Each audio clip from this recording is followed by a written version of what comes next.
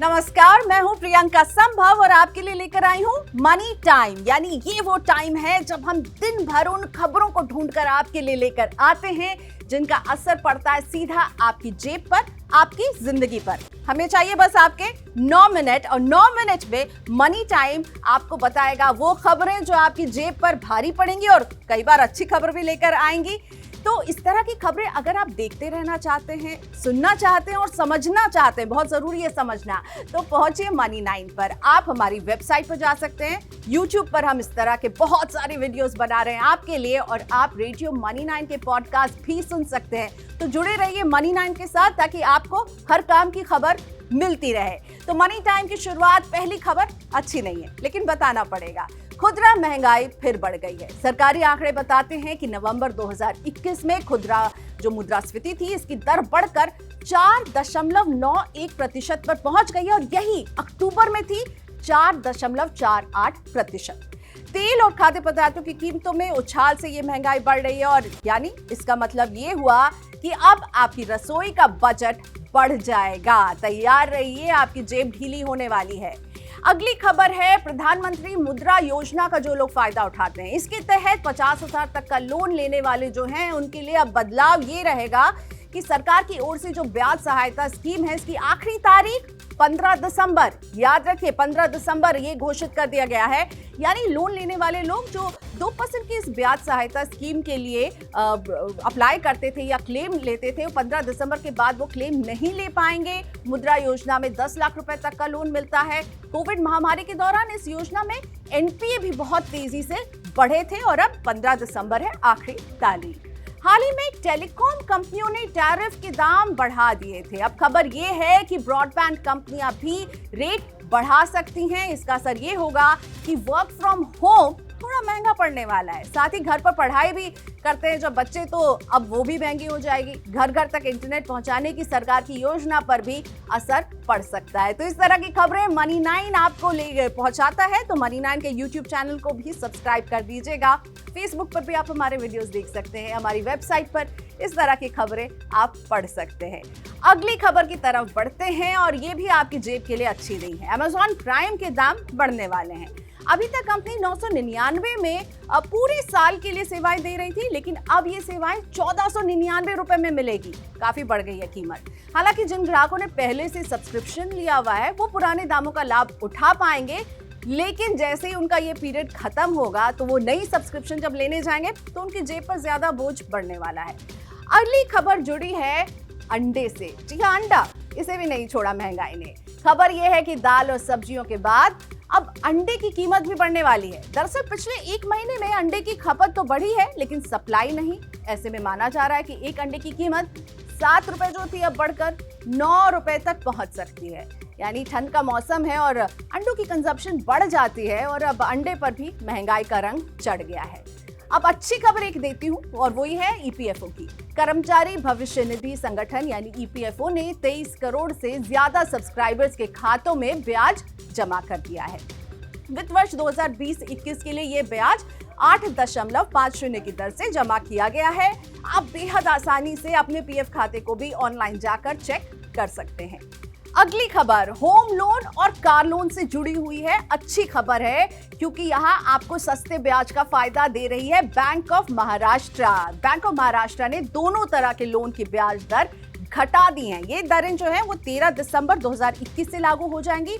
Home loan को इन्होंने 6.80% से घटाकर 6.40% कर दिया है और कार का जो लोन है उस पर जो है अब ये ब्याज घट के हो गई है 7.05 से 6.80% पर पहुंच गई है। असर ये कि महंगाई से परेशान लोगों को थोड़ी सी राहत मिलेगी, लेकिन सवाल ये कि कौन अभी घर और गाड़ी खरीद रहा है जब कई तरह की महंगाई से लोग जूझ रहे हैं।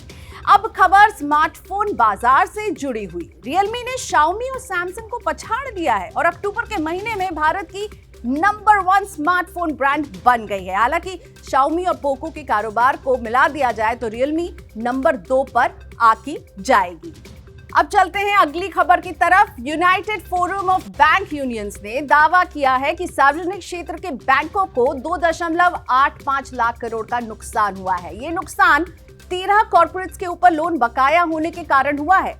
साथ ही यूएफबीयू ने यह भी कहा कि बैंकिंग कानून संशोधन विधेयक के और सार्वजनिक क्षेत्रों के बैंकों के निजीकरण के विरोध में 16 और 17 दिसंबर को अखिल भारतीय बैंक हड़ताल का ऐलान कर रही है। यानी कि 16 और 17 दिसंबर को बैंक से जुड़ा कोई जरूरी काम हो तो उसके पहले खत्म कर लें, क्योंकि हड़ताल हो सकती है इन तारीखों को। अगली खबर है कि अगले साल के बजट में सरकारी बैंकों को अपनी वित्तीय सेहत सुधारने के लिए अब सरकार मदद नहीं करेगी। ये पिछले बजट में उन्हें मिली थी, लेकिन अब ये मदद नहीं मिलेगी। असर ये कि बैंक अब अपनी ऐसी संपत्तियों को बेच सकते हैं जो उनके कामकाज के लिए जरूरी नहीं है, यानी खुद से उन्हें अपने पैरों पर खड़ा होना होगा। सरकार ने इशारा कर दिया है कि वो अब इस बजट में वित्तीय मदद नहीं दे सकती है।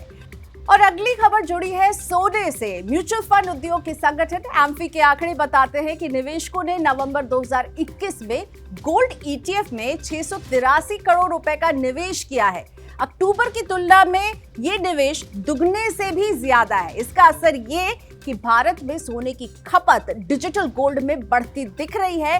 सोना अभी भी फेवरेट है, बस अब सुनार के पास जाके खरीदने की जगह लोग ईटीएफ जैसे प्रोडक्ट खरीद रहे हैं, यानी डिजिटल गोल्ड का बोलबाला है। अब एक बड़ी खबर जो जुड़ी है वर्क फ्रॉम होम से। कोरोना काल में घर से काम करने वाले यानी वर्क फ्रॉम होम करने वाले जो लोग थे, उनके लिए ये सुविधा कंपनियां जो है जल्दी से रोल बैक कर सकती हैं, खत्म करने वाली हैं। रिपोर्ट्स की माने तो अगले 6 महीने के दरमियान दिग्गज आईटी कंपनियों के 50% तक कर्मचारियों को वापस ऑफिस बुला लिया जाएगा, बशर्ते कोरोना की तीसरी लहर घातक ना हो। असर ये कि कंपनियों का खर्चा अब बढ़ सकता है, यानी वो एम्प्लॉइज जो अभी तक घर में काम कर रहे थे अब वो ऑफिस में आएंगे और ऑफिस के रियल एस्टेट का इस्तेमाल होगा। ऑफिस में काम काज जो है अब शुरू हो सकता है नए साल में। तो इस तरह की खबरें अगर आप देखना चाहते हैं, सुनते रहना चाहते हैं मनी9 को, तो मनी9 के वेबसाइट पर पहुंचिए और हाँ, मनी9 के यूट्यूब चैनल को सब्सक्राइब करना बिल्कुल ना भूलिएगा, क्योंकि हम इस तरह के काम की वीडियोस आपके लिए बनाते हैं।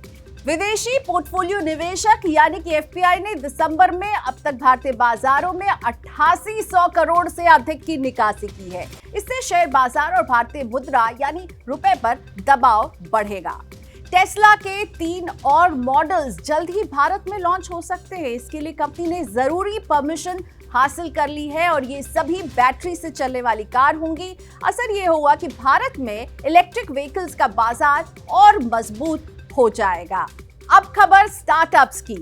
बाइजू से जुड़ी है ये खबर। एडुटेक कंपनी बाइजू $21 बिलियन के वैल्यूएशन वाला भारत का पहला स्टार्टअप हो गया है। सीबी इनसाइट के मुताबिक दिसंबर में ये दुनिया का 13वां सबसे बड़ा यूनिकॉर्न बन गया है। हालांकि वक्त वक्त पर कंपनी की सेवाओं पर सवाल उठाने वाले मीडिया रिपोर्ट्स भी आती रही हैं, लेकिन अभी तो फिलहाल बाइजू नंबर 1 के पायदान पर नजर आ रहा है। अब बात यूनिकॉर्न की हो रही है तो आपको बता दें कि भारत के 82 यूनिकॉर्न ने 2014 से 2021 तक $38.4 बिलियन का निवेश हासिल किया है। अमेरिका और चीन के बाद भारत दुनिया का सबसे बड़ा स्टार्टअप इकोसिस्टम बनकर उभर रहा है। इसका असर ये होगा कि आने वाले वक्त में स्टार्टअप मार्केट का साइज और बढ़ने वाला है और हम देखेंगे कि युवाओं को और ज्यादा रोजगार भी इससे मिलेगा। नए आइडियाज नजर आएंगे, नए तरह के बिजनेस होंगे, रोजगार भी बढ़ेगा।